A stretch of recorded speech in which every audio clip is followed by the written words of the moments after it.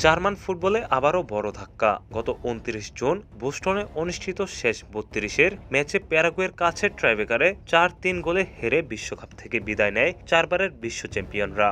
এই ভরাডুবি ও টানা ৩ বিশ্বকাপের ব্যর্থতা কোনোভাবেই মেনে নিতে পারছেন না দেশটির সমর্থক ও ফুটবল ফেডারেশন। সূত্রের বরাতে জার্মান সংবাদ মাধ্যম বিল্ড ও স্কাই জার্মানি জানিয়েছে, বৃহস্পতিবার ফ্র্যাঙ্কফুর্টের ডিএফবির সদর দপ্তরে প্রায় ৩ ঘন্টার একটি গোপন বৈঠক অনুষ্ঠিত হয়। জার্মান ফুটবল ফেডারেশনের অনুরোধের পর সেই বৈঠকেই পদত্যাগের চূড়ান্ত সিদ্ধান্ত নেন নেগেলসম্যান। ২০২৩ সালে জার্মানির কোচ হিসেবে দায়িত্ব নিয়েছিলেন নেগেলসম্যান। তার সাথে জার্মানির ২০২৮ সাল পর্যন্ত চুক্তি ছিল, কিন্তু বিশ্বকাপ ব্যর্থতায় চুক্তির মেয়াদ ২ বছর বাকি থাকতেই পদ ছাড়তে বাধ্য হলেন ৪ দশকের মধ্যে নকআউট পর্বের সবচেয়ে কম বয়সী এই মাস্টারমাইন্ড।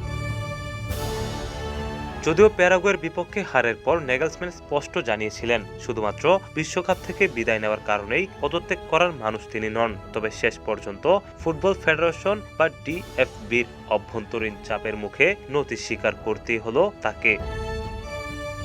নেগেলসম্যানের বিদায়ের পর এখন ফুটবল বিশ্বে বড় প্রশ্ন, কে হচ্ছেন জার্মানির পরবর্তী ডাইরেক্টর অফ ফুটবল বা প্রধান কোচ।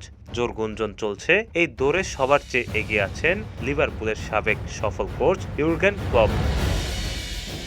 বর্তমানে অস্ট্রিয়ার ক্লাব রেড বুলের গ্লোবাল হেড অফ ফুটবল হিসেবে দায়িত্ব পালন করছেন ক্লপ। তিনি খোদ জার্মান ফুটবল ফেডারেশনেও পছন্দের তালিকায় শীর্ষে রয়েছেন। বিশ্লেষকেরা বলছেন, জার্মানির হারানো গৌরব ফেরাতে ক্লপের চেয়ে যোগ্য এই মুহূর্তে কেউ নেই।